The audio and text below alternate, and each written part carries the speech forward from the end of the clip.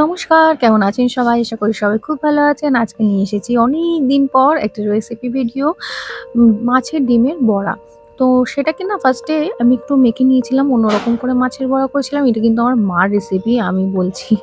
যাই হোক, আ ফার্স্টে না এই যে মাছের যে ডিমটাকে না এটা না হচ্ছে পেঁয়াজ, আদা, রসুন, কাঁচা লঙ্কা এই সমস্ত দিয়ে ভালো করে মেখে নেওয়া হয়েছিল। আর অল্প একটুখানি বেসন হালকা ছিটিয়ে দিয়েছিল যাতে মাছটা না মানে বড়াটা যাতে না ফাটে।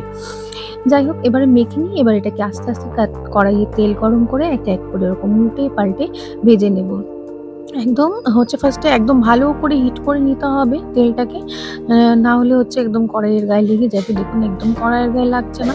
তো এইভাবে এগুলোকে হচ্ছে এরকম উল্টে পাল্টে লাল, লাল করে ভেজে নিতে হবে। আর ওইদিকে আলু আর পটল ওগুলো কিন্তু এরকম ডুমো, ডুমো করে কেটে রেখে দিয়েছিলাম। ভাজা হয়ে গেছে একে, একে কিন্তু এবার আমি মাছের ডিমের বড়াগুলোকে তুলে নেব। এটা একদম হচ্ছে লো টু মিডিয়াম সিমে ভাজতে হবে, নাহলে ভিতরটা কাঁচা রয়ে যাবে। হয়ে গেছে মাছের ডিমের বড়া। এরপরে কিন্তু কড়াইয়ে সেই তেলটার মধ্যেই যদি দরকার হয় আবার একটুখানি তেল এড করে নিতে হবে। নিয়ে একটুখানি আ সাদা জিরে আর একটু তেজপাতা ফোড়ন দিয়ে এই যে আলু আর পটলটাকে দিয়ে একটু হালকা ভাজা করে নিতে হবে। ভেজে এবার মশলাটা দিয়ে দিতে হবে। মশলার মধ্যে ছিল ধনে, জিরে আর কাঁচা লঙ্কা, আ আর একটুখানি উম শুকনো লঙ্কার গুঁড়ো আর পেঁয়াজ কুচি দিয়ে এবার এটাকে ভালো করে কষিয়ে নিতে হবে। কষানো হয়ে গেছে, দেখুন পেঁয়াজগুলো একদম গলে গেছে। এবার এই তেলটাও ছেড়ে দিয়েছে। এরকম হয়ে গেছে, এরকম পর্যায়ে কিন্তু এবার পরিমাণ মতো জল দিয়ে দেবো। একটু জলটা আমি বেশি দিয়েছিলাম কারণ আমি একটু ঝোল, ঝোল বানিয়েছিলাম। আপনারা যে যেরকম খেতে চাইবেন ঠিক সেরকম পরিমাণে জল দেবেন। আরেকটা কথা বলে রাখি, বড়াই কিন্তু প্রচুর পরিমাণে জলটা সোক করে নেয়। সুতরাং যতটা জল এখন দেখা যাচ্ছে, রান্না করার পর কিন্তু এর হাফ হয়ে যাবে। তো হয়ে গেছে, ফুটতে শুরু করে দিয়েছে জলটা। তা এরপরে দিয়ে দেব সেই মাছের বড়াগুলো।